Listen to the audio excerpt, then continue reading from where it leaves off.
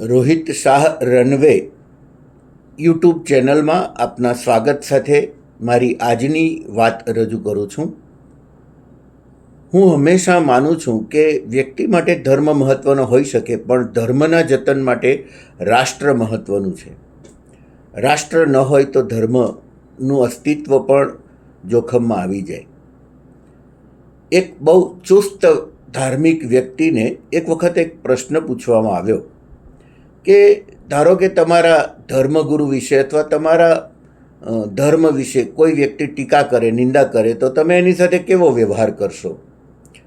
પેલા ચુસ્ત માણસે કહ્યું કે અમારા ધર્મગુરુની વિરુદ્ધમાં કોઈ એક શબ્દ પણ બોલશે તો અમે એની હત્યા કરી નાખીશું, એને જીવવા નહીં દઈએ.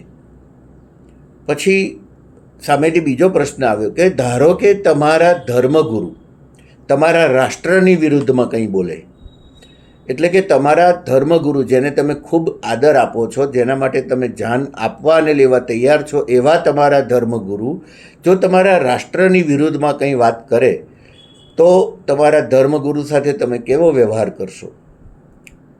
એટલે પેલા ચુસ્ત ધાર્મિક માણસે કહ્યું કે તો હું અમારા એ ધર્મગુરુની પણ હત્યા કરી દઈશ, કારણ કે રાષ્ટ્ર સર્વોપરી છે, રાષ્ટ્રથી ઉપર કોઈ હોઈ ન શકે, અને રાષ્ટ્રનું અપમાન કરવાનો અધિકાર કોઈ પણ ધર્મગુરુને પણ નથી.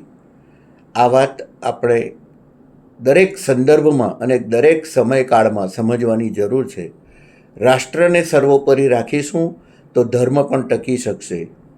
આ વાત કહેવા માટે આજનો વિડીયો બનાવ્યો છે. આભાર.